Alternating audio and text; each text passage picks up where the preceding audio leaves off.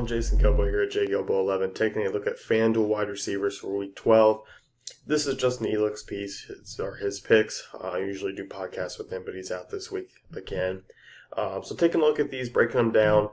Cash game wideouts, he has Julio Jones listed here against the Cardinals, 8,700. For me, I'm personally on the other side of this one. I'm not really a big fan targeting Julio Jones against Patrick Peterson. He points out, though, a lot of good points here because, 27 team total near 28, one of the higher ones on the board.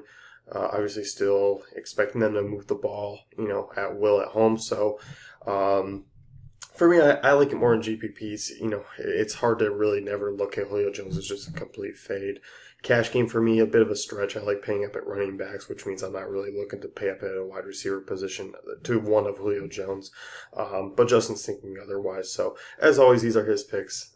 He's looking through here. So, in terms of targets, Jones ranks 9th in the NFL. Has 15 plus targets in 3 contests this season. A tough matchup, but obviously he's looking more at just the skill of Julio Jones and the possible volume. So 8,700 also isn't a bad price for Julio Jones. Not a good one on this slate, but it's definitely not where we usually see him. So I'm certainly okay, firing away. I'll be firing away in GPPs. I'm not really going to be looking to use him in cash. Rashard Matthews here, 6,200 on the road against the Bears.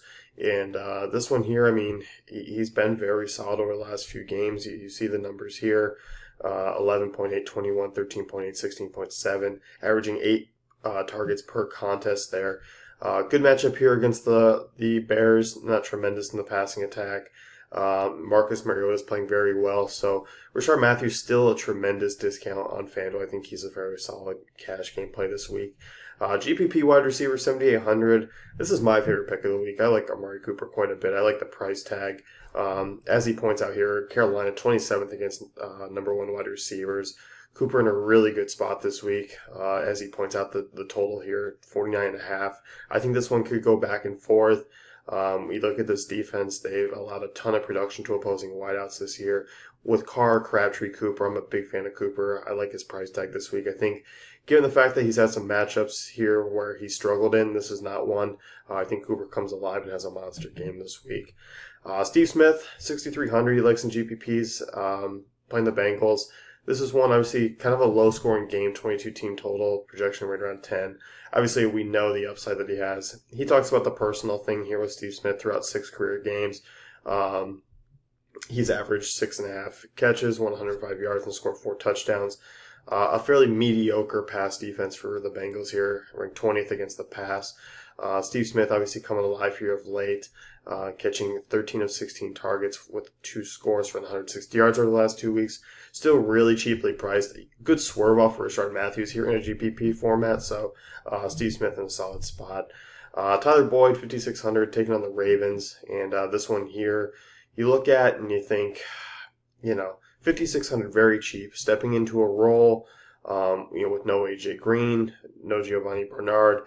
You're going to think Eifert and Boyd kind of leading targets with some LaFell sprinkled in. So overall, I think in terms of GPPs on FanDuel, it's a little bit better. Not quite a cash game value like he was over on DraftKings because he was just 4K. You kind of needed it. FanDuel, you always don't really need to tremendously dive down all the time. So I think in GPPs, he's looking more and more useful in terms of cash, where I just likely use other guys. You don't really need to steep down that low, especially in a matchup that really hasn't been that great. But you also look at this defense. Great front 7. Secondary is hit and miss at times. They've given up some big games to opposing wideouts this year, especially wide receiver 1. So, definitely worth a look this week. Tyrell Williams, 6,500. This is a matchup here where, Tyrell Williams has been quite solid taking on Houston. Don't look at that. It's not the Bucs. It's Houston. I got to edit that out. So, Tyrell Williams has been fairly solid over the last few weeks, 11 of 8. 190 yards and has 2 games in the last 4 with 125.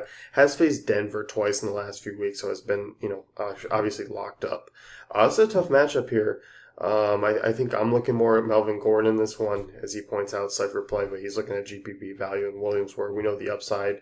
I think you're going to get fairly low ownership. Obviously, this Chargers offense has been putting up some points this year, so definitely 2 value plays in terms of GPPs that I'd be looking at. I like Rashard Matthews in cash. I like Larry Fitzgerald at a reasonable price as well. So there's a lot of different options that you can kind of roll within that mid-range where the value is more GPP, boomer bust type plays. So that's definitely how I'm kind of approaching this week. So it's going to wrap things up with the FanDuel wide receiver analysis for Week 12. Head on over to dailyfantasycafe.com, check out our great tools and content. If you want to read Justin's article, it is up on the site now.